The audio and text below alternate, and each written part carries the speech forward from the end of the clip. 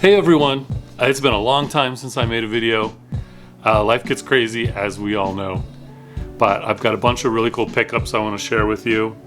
It's about 3 months worth of pickups. I found some really good deals, and a lot of the limited print games that I ordered came in.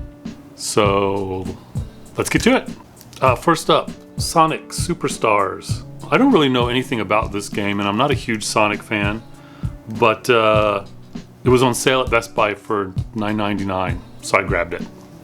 This is Shinan, Shiro, and the CoTown.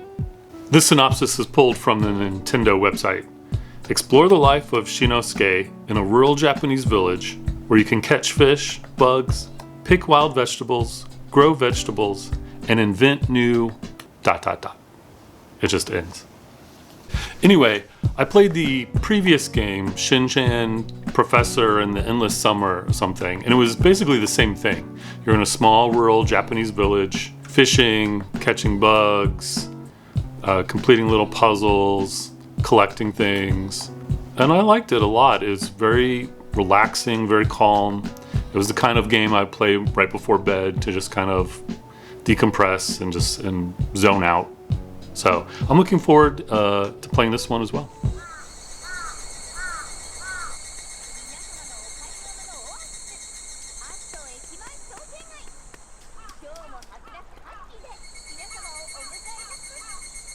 Next up is Draeus, a horizontal shoot 'em up. I've heard really good things about this, and it's by the same developers who did Deedlit, Record of Lodoss War. Team Ladybug is their name. Or just Ladybug. But anyway, everyone raves about this, and I love shooters, so I can't wait to play this one. If you saw an earlier video from me this year, you saw that I loved Yohane Numazu in the Village. No, in the Mirage. I loved this game. I have the physical version on PlayStation 5, and to be honest, I needed to round out a Play Asia order to get free shipping, and I wanted to have this on the Switch on the go with me, so I grabbed it. It's the Japanese version, but it plays fully in English on a American Switch.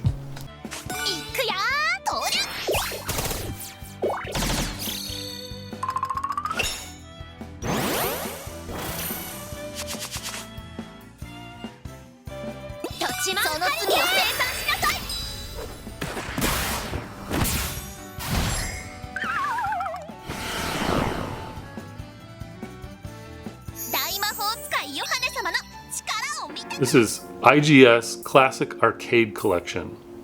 I honestly can't believe we ever got this.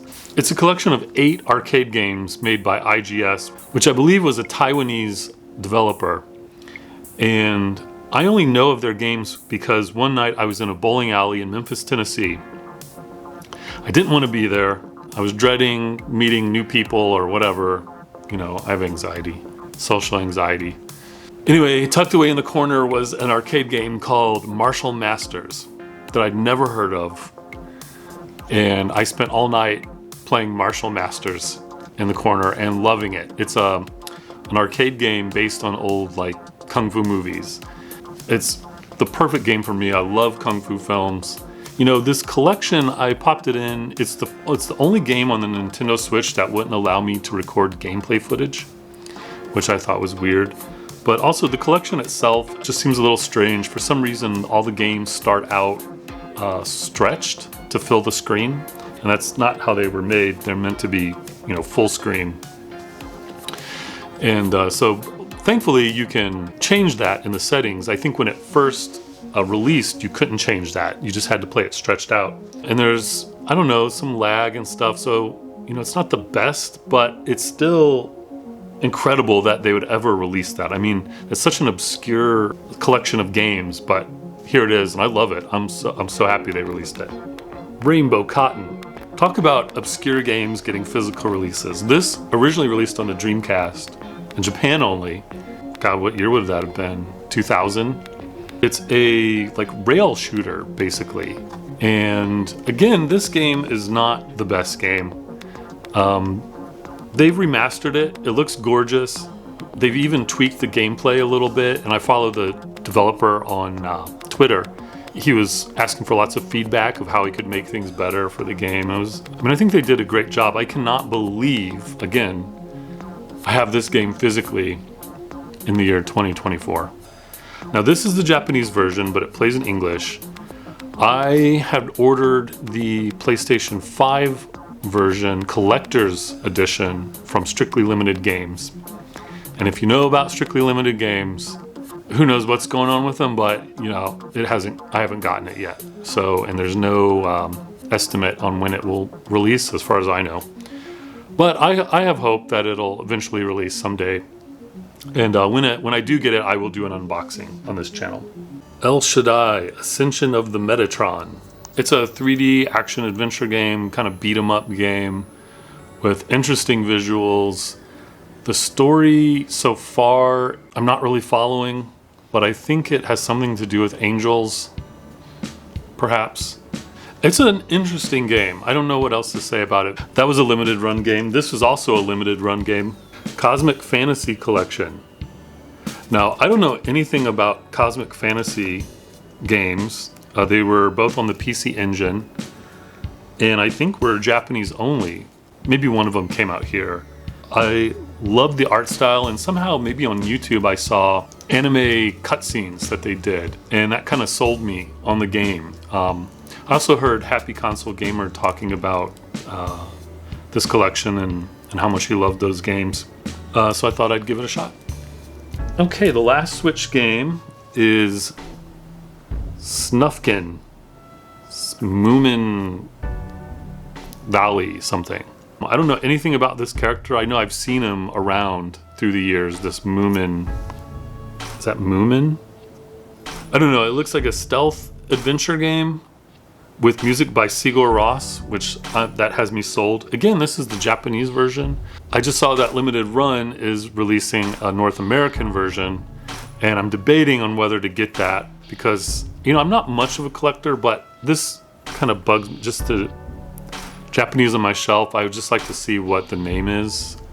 So this is still sealed, so I could sell this. I don't know, I'm just thinking out loud. Okay, now on to PS3 games. We'll start with Remember Me. Do you remember that game? It was made by Capcom. It's a 3D beat 'em up with some interesting gameplay mechanics. Visually, I've always liked the look of it. And I found this on Play Asia for pretty cheap and brand new, so I grabbed it. Rise of the Argonauts. I think I must have played a demo of this back when it released on the PlayStation 3. And I always wanted to play more of it, but I never got around to getting the game. And then I saw it listed on Play Asia for cheap as well, brand new, so I grabbed it. I remember it being like a kind of God of War clone, which of course were very popular at the time. So yeah, I'm looking forward to playing this. Denki Bunko Fighting Climax. This is a 2D fighting game by Sega, I believe. I must have had this on my wish list since it released in 2014. I had kept it on my Amazon wish list, and then it kind of disappeared from there, from Amazon. And then I found it again on Play Asia. I think that's the Hong Kong version or the Asian version, for very cheap, like I don't know, $15, $18 or something. So I had to grab it. I do like fighters, even though I'm not like a competitive person really. I like learning the characters and the visuals and all that. Okay, last PlayStation 3 game is The Last Guy. Now, I bought this as soon as it released in 2009 digitally, but Japan got a physical version as well. And I never knew that. And I was searching around online, Japanese PlayStation 3 games, and I saw this and I just had to get it. Back then in 2009, you know, I didn't mind buying those smaller games digitally. It was one, they were cheaper, but they were also more creative than what you were getting with like the AAA games. But I'm so happy to have it physically. So you're a guy in like, it's the post-apocalyptic world, and you're a tiny little guy on the screen trying to find other survivors and lead them to safety. And the more survivors you find, the more you unlock, and the more powerful you get, and the faster you can get. It's a very hard game for me. I've never been able to beat it or even get very far in it, but conceptually, I loved it. It also I don't know if it actually used Google Maps, but it used like a version of Google Maps. So the levels just look like you're running around in Google Maps, which at the time was really kind of novel. And I don't know, I just thought it was really stylish and cool. This one even came with like a, you won't believe this. This is used, but it came with a $5, 500 yen gift card for the PSN store. Isn't that crazy? I don't know if it's been used, but I'm not going to attempt to use it. But anyway, this is so cool to have.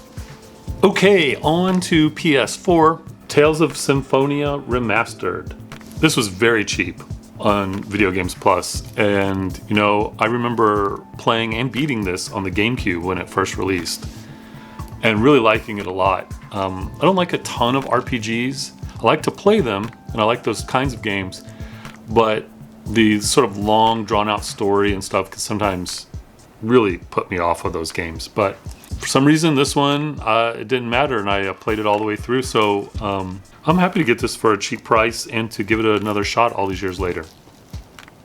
Okay, now PS5 games. This is Sword Art Online. I don't know anything about Sword Art Online. I think it's started as an anime or a manga, and then now there's lots of video games of it. This one is not, even though it's called Sword Art Online, it's not like an online only game or anything like that. That's just the name of the series. But this is just sort of a traditional action RPG with kind of anime visuals, which I just love. I love if things are like cel shaded or look just like a moving cartoon or a three-dimensional cartoon. So I started it, I played a little bit of it, and I thought, okay, this is going to be just sort of a nice, you know, your standard action RPG. So looking forward to finishing it. Okay, this one's funny. Baldurs Gate 3, right? So I've never played a Baldurs Gate game. I don't even really know about Baldurs Gate at all. But a couple months ago, I got a free month-long PlayStation Plus membership. And one of the things I downloaded with the membership was a demo or trial of Baldur's Gate 3. And I loved it. It was so awesome. I was shocked to see that there was no, at the time, there was no physical version in the US, but the Japanese did get a physical version. See, this is the Japanese version. I grabbed it. It was cheap. It was used and it was cheap. And unfortunately for me, I didn't know that it's censored. The nudity is gone and some of the, I don't know, action or violence is cut out.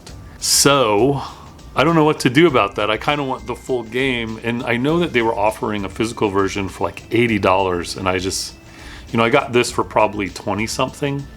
So to spend 80 additional dollars on it, I just can't decide if I should just play the censored version or spend $80 and get the physical version, because it seems like a really awesome game, I have to say.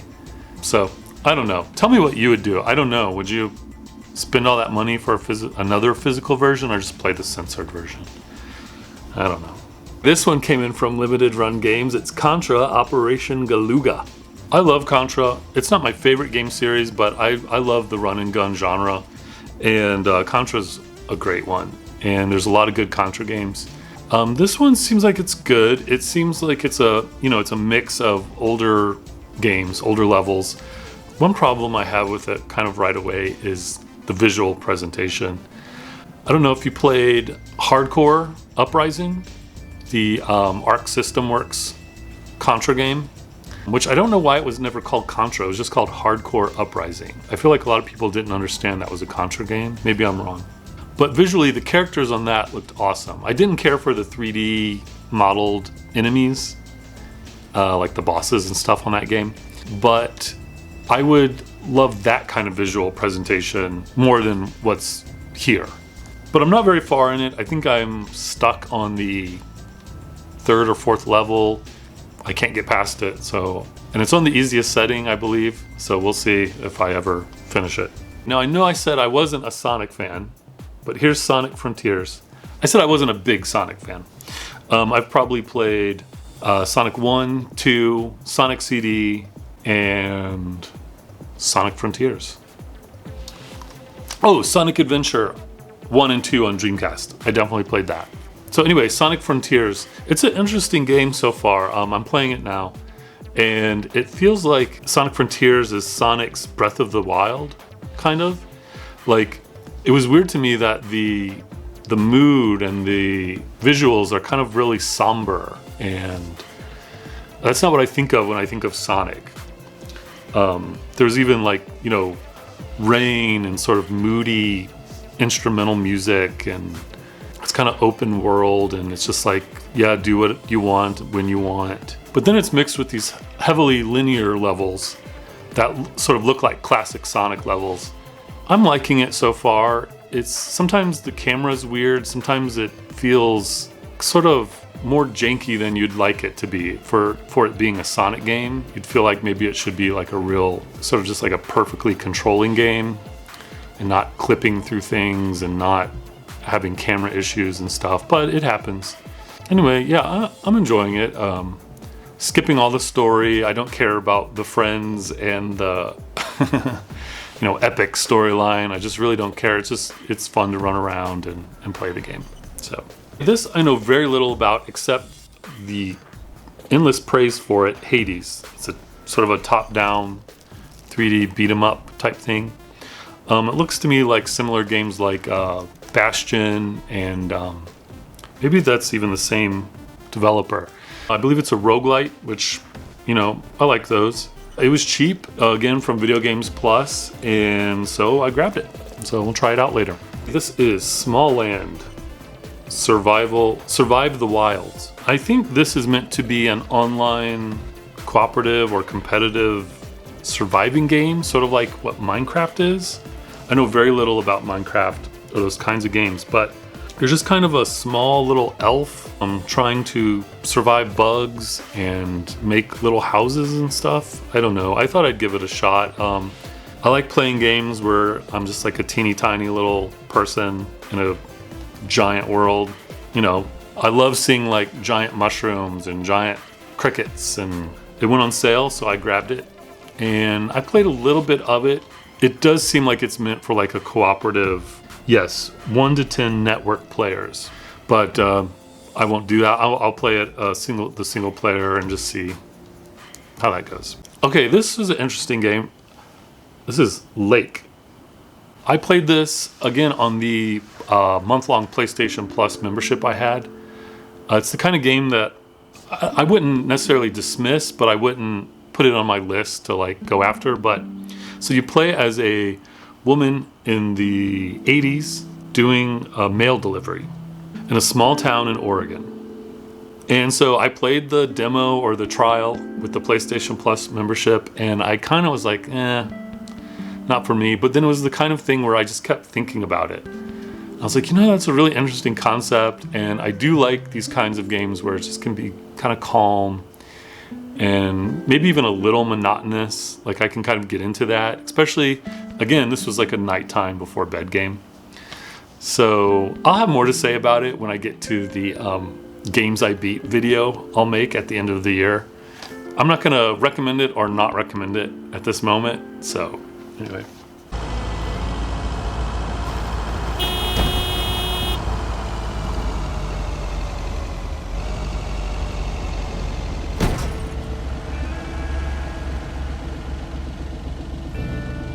Okay, now this game I can fully recommend, Astrobot.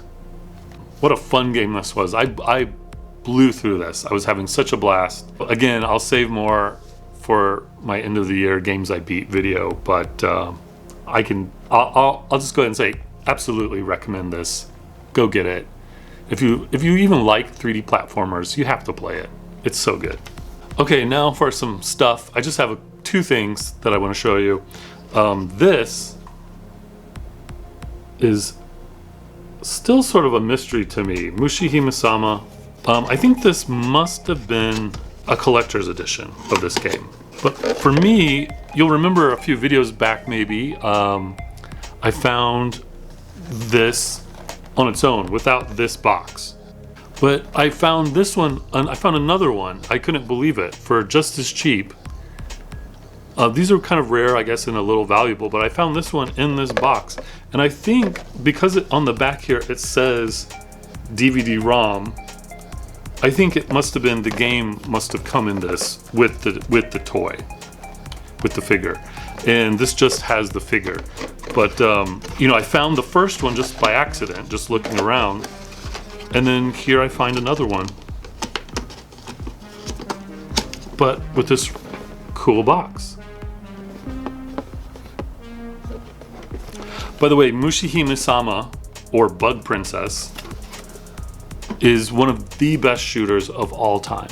If you're looking for an excellent shooter to play, and you've never played Mushihime-sama, pick it up. It's on the Switch, it's on Steam.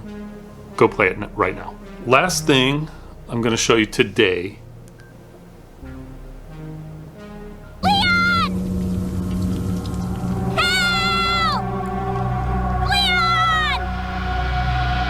He's so cool. So I'm slowly building a collection of these Resident Evil 4 figures. Leon was a little pricier than the other ones I've bought so far. I believe these were just Japanese only, available in the gachapon or the capsule toy machines. But they're really cool. I love these figures. They're nicely detailed. And so I still need to get Ada Wong, Chainsaw Guy, the Chainsaw Lady, and maybe that's it. Okay, well that was everything. Thanks for watching. Thanks for staying subscribed. I'm gonna keep making videos. I haven't quit. Like I said, life does get crazy sometimes, and you know, and I was focusing on my art career, and sometimes you just have to put your energy and time into something else. And but anyway, I love making videos. I love being a part of the YouTube sort of video game community. So thanks again, and I'll see you later. Bye.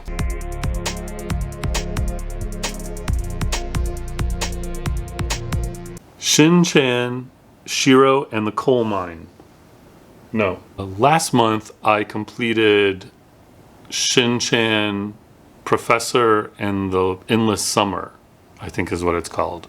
If you know the Boku no Natsuyasumi, oh god, I don't even know what I'm saying. Okay. Whoa. Lighting please. This one came in from Limited Run. It's Contra Operation